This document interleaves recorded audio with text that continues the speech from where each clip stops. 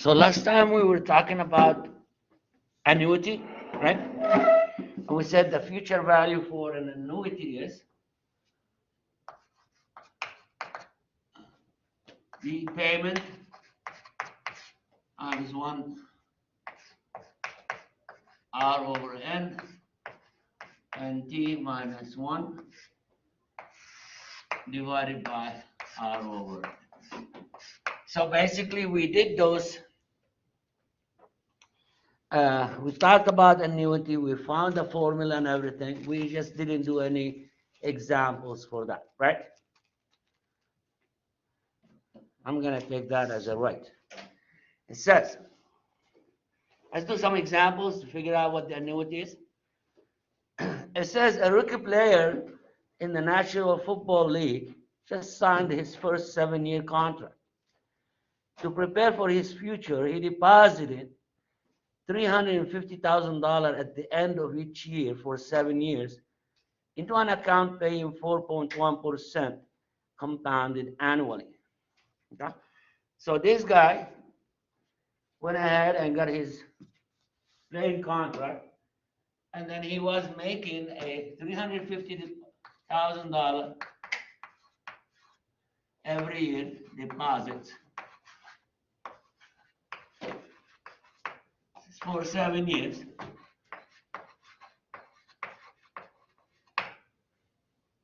At 4.1% compounded annually. Yes. So this, he wanted to save some money for his future. He started making deposits of $350,000 every year for the next 7 years. The question is, how much money will he have in the account in 7 years? Okay. Anytime you see a periodic deposits, you want to think about annuity payments. Anytime you have a periodic deposits, you think about annuity. So basically, if you are looking into the formulas, which one to use, you will have to use a formula that says payment in it. Okay? And again, we did say the difference in the formula has a P. We're looking at that's a present value or initial value, right? Or the principal. But these type of any formula that has a payment in it, it will say PMT. Okay? So we're looking at the future value, how much money this guy was going to have. Two things about those particular problems are, sometimes it's not which formula to use, is sometimes how to enter the formula into the calculator, or how to enter those numbers into a calculator. So I suggest if you do have a calculator, start bringing your calculator to class and start practicing as we do the problems. You don't want to start practicing on the test, okay? Because on the test you're doing it on the computer, and the computer only interested in your answer. So if you don't know how to enter it, even though you understand the problem, you understand the material, you're not putting the correct answer in there. You get it wrong. Okay? So here's how it goes.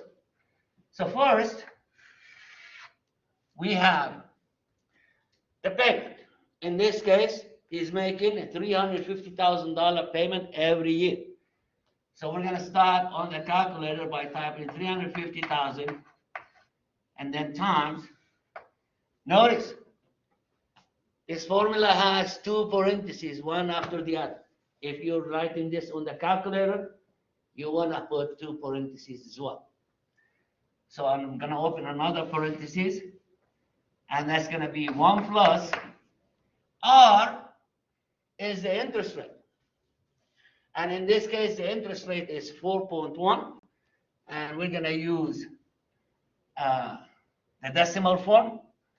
So that's 0.041. Now notice n, since it's compounded annually, n is 1. So therefore, don't use it in there. It's not going to make much difference. To the power, in this case, nt will be 7, because 1 times 7 is 7. Minus 1. After you put the minus 1, make sure you close the parenthesis. Notice on the calculator, every open parenthesis must have a closed parenthesis. We have 2 open, we have 2 closed. Yes? When you put the bottom numbers, when you say divide, again, all the numbers in the bottom, they must be all of them inside a parenthesis. Otherwise, you'll be dividing by the first number you put. Okay? If you want to divide by an expression, you have to put all of it, whether you have a parenthesis or not. You have to put it on the calculator inside a parenthesis. So in this case, we end up with a 0.041. Again, if I divide by 1, it's not going to make much difference. So that is equal to, at the end of the 7 years, so this guy end up with the following.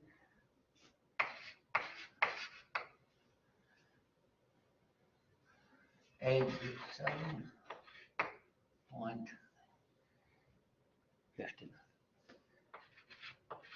So at the end of the day, you end up with $2,772,807.59.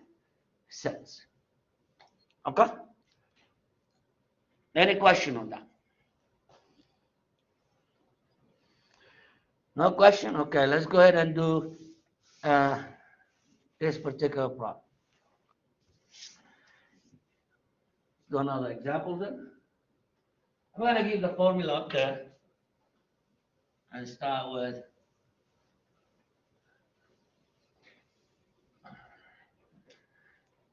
okay, this problem has 2 parts to it. Let's talk about part number 1. It says Allison opens a money market account at Silvergate Bank that in July 2016 offered a rate of 1.1%, 1.11%. Assume Allison contributes $950 a month to the account and that the interest rate stays at 1.11% compounded monthly for the next 10 years. What will be the value of the account in 10 years? So here we have a scenario, market account that pays, the rate is 1.11%, say compounded monthly. And Allison decided to invest. Therefore, she was making a deposit of $950 per month for 10 years. And now the question is, how much money does she have in 10 years? Again, she's doing a periodic what? Deposits. So that's the same thing as payments. So in this case, we're also going to use that formula for these particular deposits. So again, the future value she has would be the payment, which is 950 times, again, 2 parentheses, 1 plus. In this case, R is 0.0111. But this time we're going to divide it by how much? 12, because we're doing a because we're doing a monthly deposit, yes? And that's compounded monthly. And then the exponent is 7 times, that's 10 years, I'm sorry. 12 times 10, yeah? Notice on your calculator, if you have a calculator where when you press the exponent, it goes up to the exponent position, you're fine to put 12 times 10. If it doesn't, it gives you the symbol like that, and then open parentheses. You have to put those inside the parentheses after that. So you put this, 12 times 10, close parentheses to indicate only that part is exponent. Okay? If you only put 12, and then you put times 10 to it, next to it, it will take this, raise it to the 12th power, and then after that, multiply by 10. So minus 1, close the parentheses, divided by.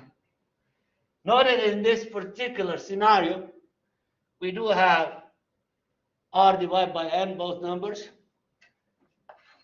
That is, we have to use them. 111 divided by 12. Again, this particular portion must be in parentheses inside the calculator. And once you do that, the amount you should end up with is $120,508.87. Okay? So that's how much she should have in 10 years. Okay? So far, so good? Here's the scenario. After 10 years, she found an account that she could invest at 1.24%. Okay? So she used this money she already had and invested it there. Okay? So invested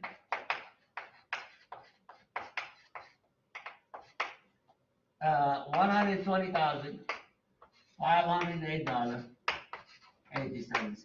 So she invested in this account that is compounded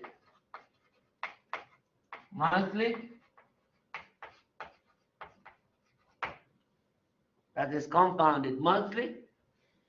and continues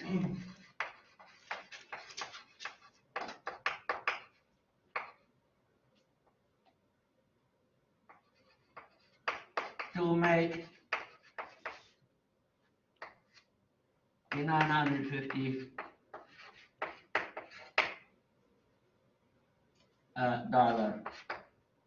every month.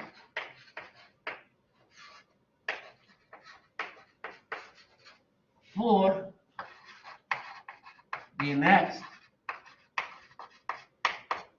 5 years.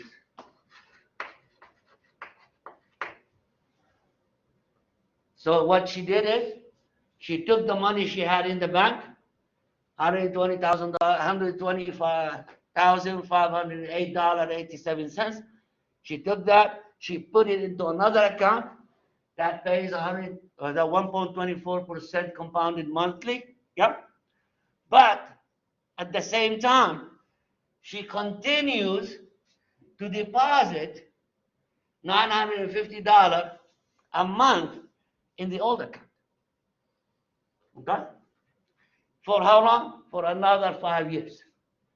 Question is, how much money does she have now in 5 years? So the question is, how much money will she have in 5 years?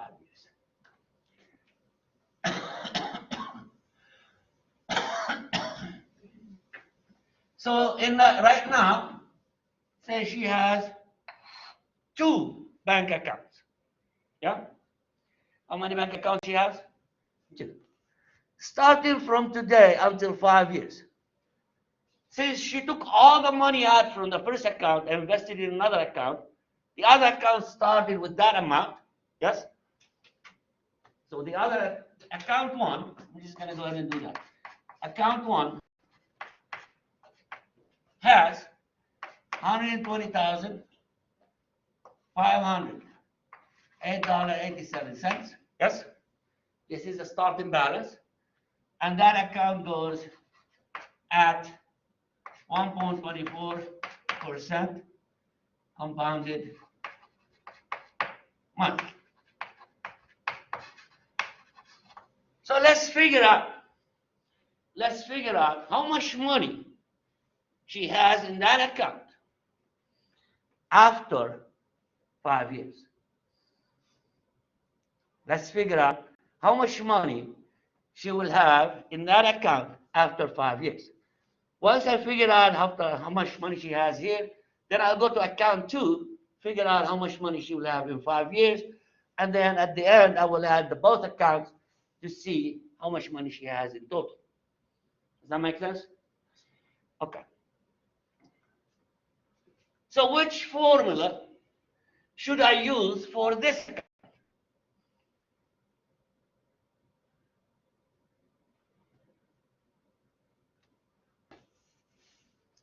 So we learned three types of future value. One based on a simple interest, yeah. One based on compound interest, and one based on annuity with a compound interest. Yes? Which one of those three should I use for this particular problem? Should I use the simple interest formula? Yes or no? No, because this is not a simple interest. It says compounded, right? So everything about simple interest, I'm going to take it away. Should I use the payment formula?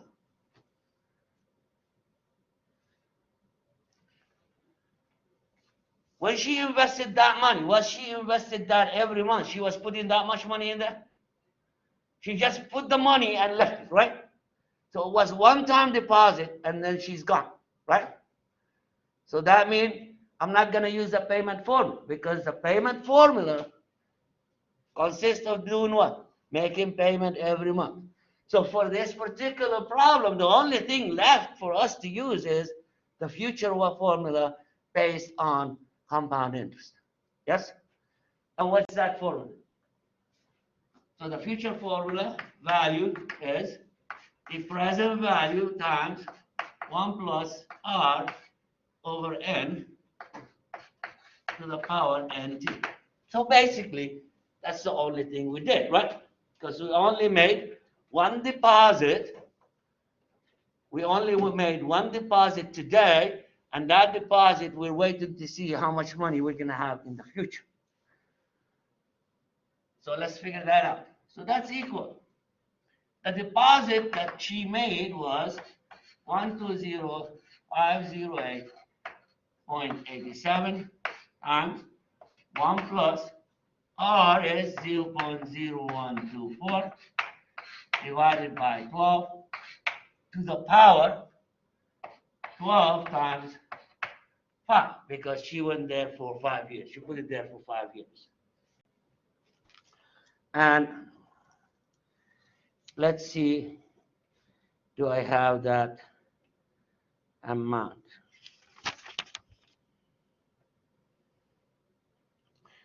And that was 128,212 and 80 cents.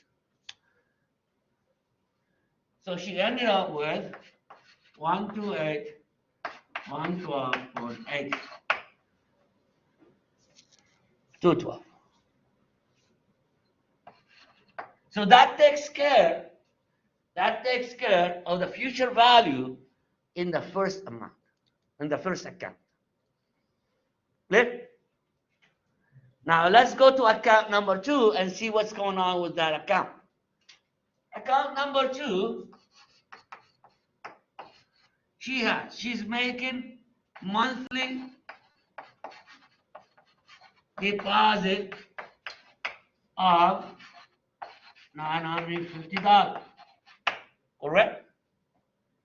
Interest rate are equal 1.11% compounded monthly for, again, 5 years. Clear? Now, for this account, to figure out the future value, which formula do I use? Simple interest, compound interest, or the one that contains payment, which talks about annuity? Ask yourself, is this a simple interest problem? Yes? It says compounded which way? It says compounded, right? As soon as it says compounded, it's no longer simple interest. Okay? Did she make one-time deposit and quit? No. So that's not just a future value problem with one deposit, right? Is she making a payment? So I have to use a formula that says payment in. Does that make sense? All right. So that means we use this formula. So now we're going to use 950 times 1 plus, again, the difference between these two accounts, the different rate. They have two different rates. Each one has a different rate than the other. And then that's 0.0111. Divide that by 12. 12 times 5 minus 1. Divided by 0.01. 1 over 12. So with that, those $950 a month was given her. She got $58,772 and 78 cents. Yeah. So this is how much money she got into the second account.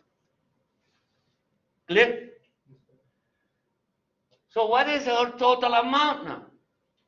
We'll be simply adding both accounts together. Yeah? So total value, total amount,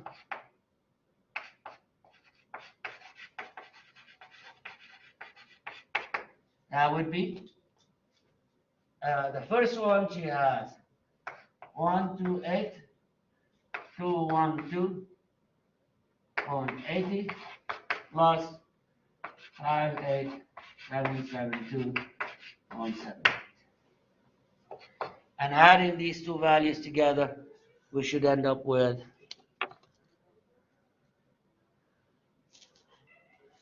186,985.50. So this is basically how much money she has in both accounts together. Okay? Any questions? No? All right.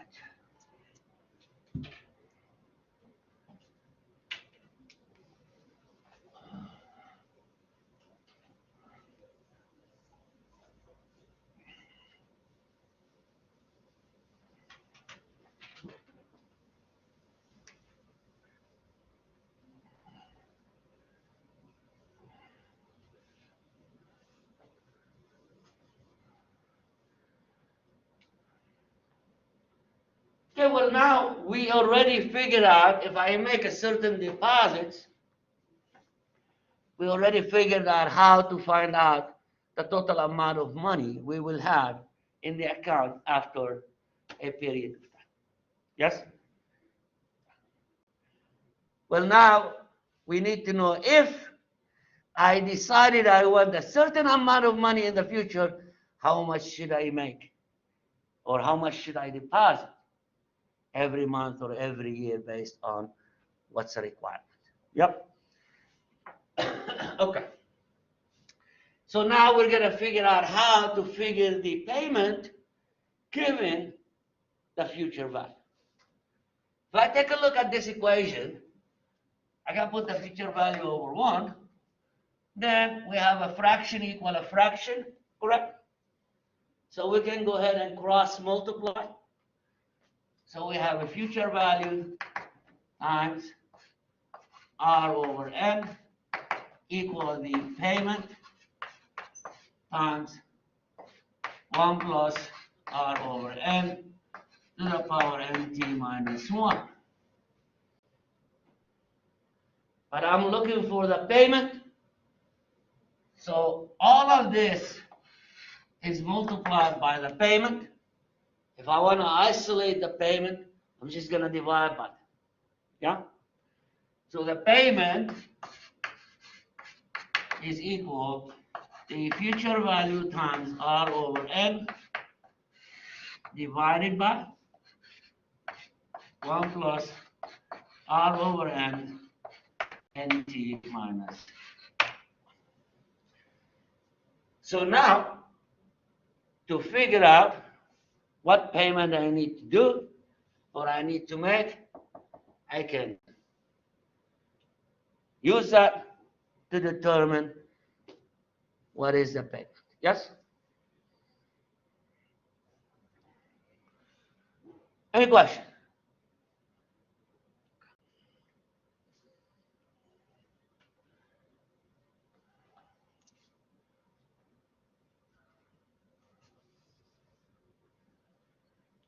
All right, let's go ahead and do some example.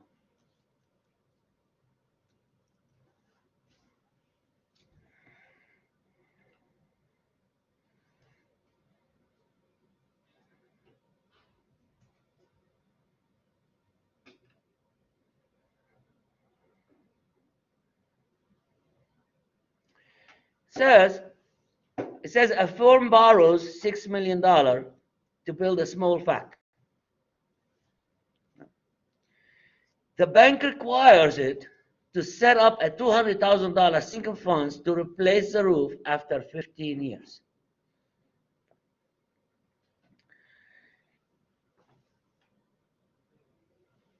It says if the firm's deposits earn 6% interest compounded annually, find the payment it should make at the end of each year into the sinking fund. Yeah? So here's the scenario. A company needed $6 million to build a factory. The bank says, we'll give you the $6 million based on the fact that you will set up some fund on the side. So after 15 years, you will need to replace the roof of that factory, just in case. Yeah? This is just a security. The company decided, okay, we're going to start today saving money so that in 15 years, we will have the $200,000 needed to fix the roof. Okay? So the company can earn, say the company earn 6% on their deposit. Okay? They earn 6% on their deposit, compounded annually. They want to figure out how much money. So how much money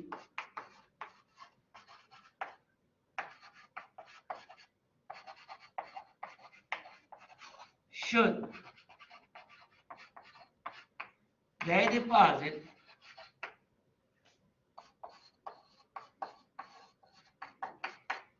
every year to have 200,000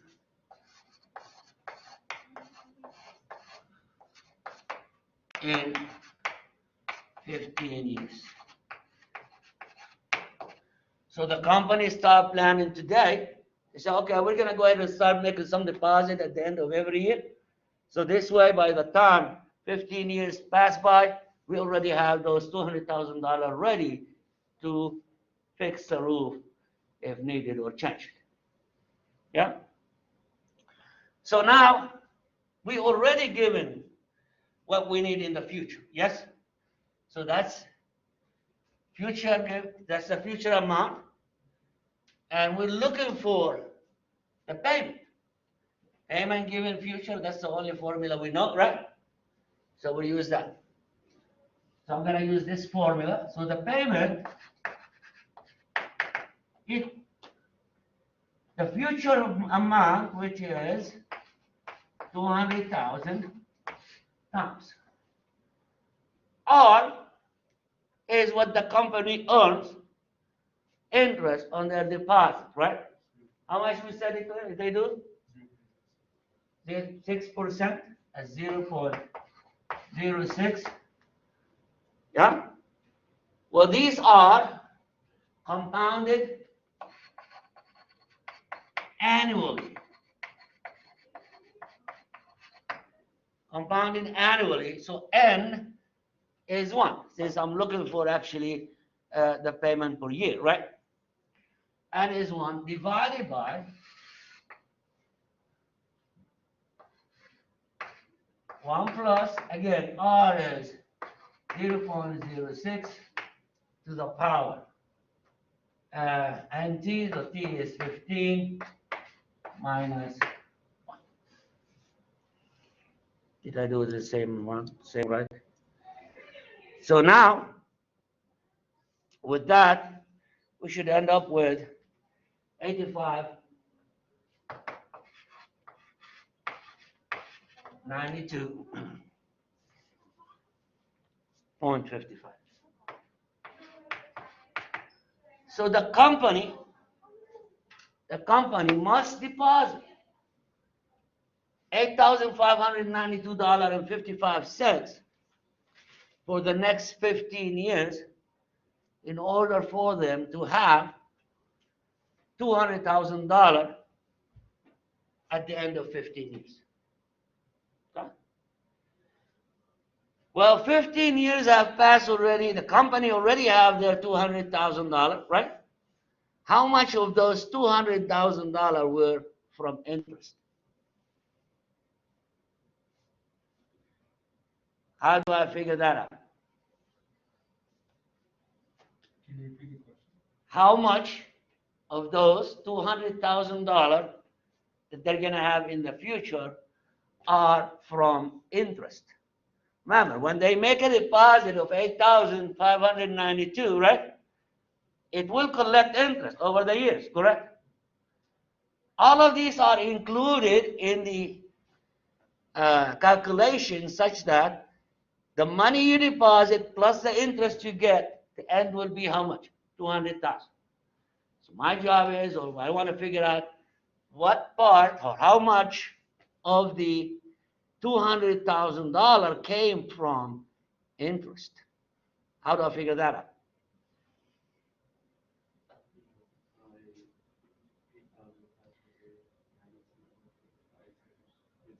Okay, why is that? The interest is the money you didn't put, but you have, right? Okay. So, well, let's figure out how much money you deposited yourself, or the company did deposit. Based on what he said they are depositing that much a year, right? In 15 years, they make 15 of those, correct? So, money deposited by the company was 8,592.55 times 15 because they made 15 deposits. Now, I don't have no answers for this one. Let me pull out the answers.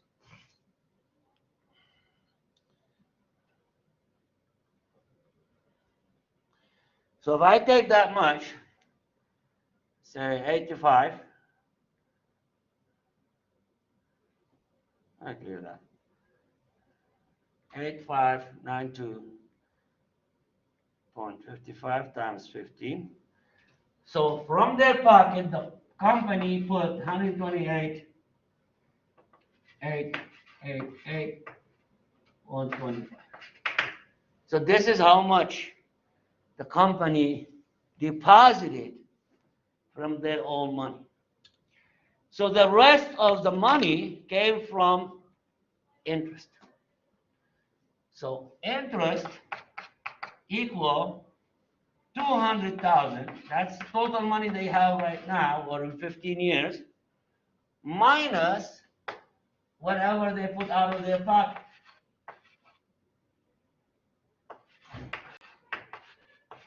So if I subtract that number from 200,000,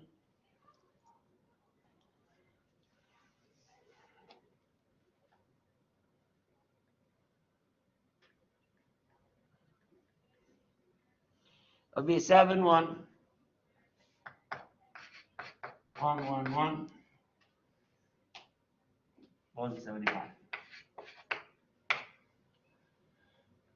So this is how much money the company deposited in their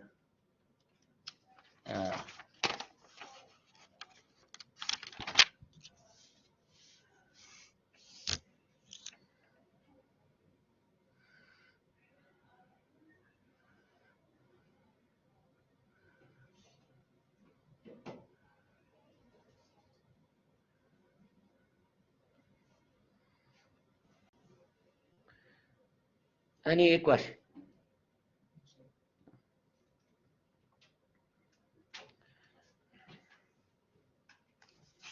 Okay, let's do one more problem.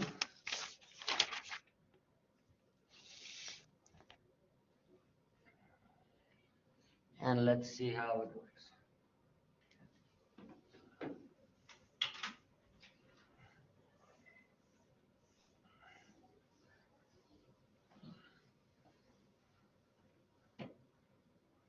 So you guys are in college. And now you know more or less how much college costs. Eventually, one of these days, you're probably going to get married. You're going to have your own kids. Yeah? So let's say your kid's just born today. And as soon as he was born, you started planning to send him to college already. And you want to send him to college in 18 years. Okay? So in 18 years,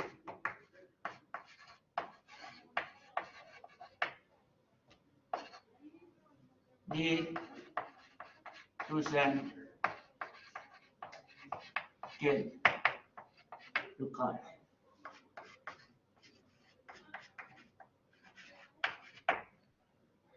You assume that the college cost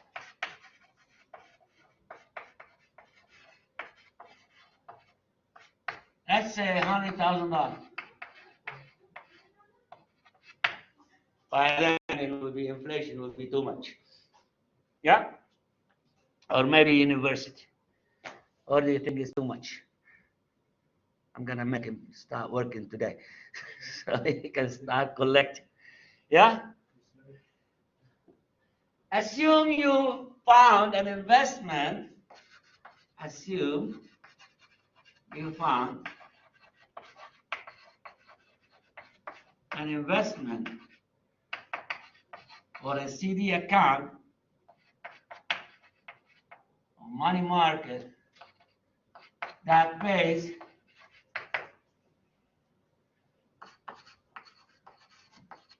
3.5% compounded monthly.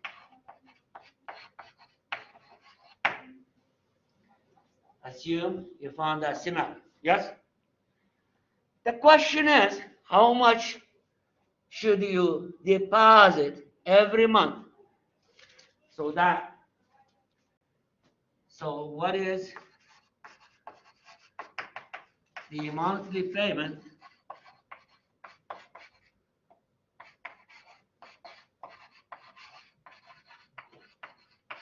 required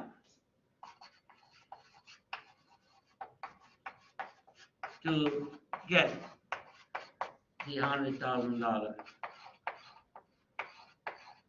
in 18 years. So what is the required amount you need to deposit every month so that in 18 years you will have $100,000? Okay?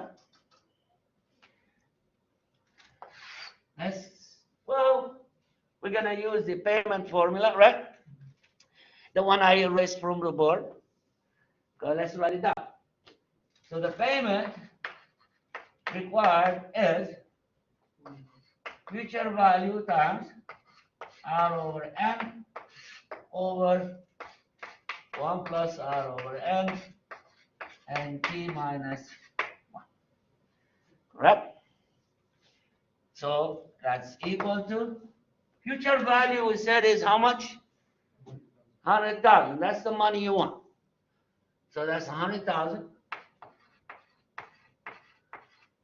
times R is 0.035 and is 12 divided by 1 plus 0.035 over 12 to the power 12 times say 18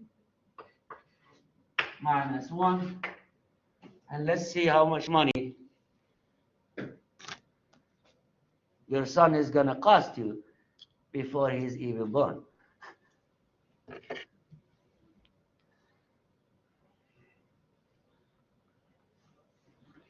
Okay, let me see. So I'm going to clear those amounts. Say 100,000 times 1035, divide that by 12, close parentheses, divide that 1 plus 1035 divided by 12, close that to the power 12 times 18, close that minus 1. Actually, it came out to be just a nice number. $383. And that's your half a devil. Good things it didn't come out 666, you know? It was 332.995, I think, something like that. So that comes out to be $333 you will deposit every month for the next 18 years if the account pays 3.5. So this way, in 18 years, you will have $100,000 for your son or daughter to go to college without having to worry about, working or where to find money to buy a car or whatever. She will have all that money.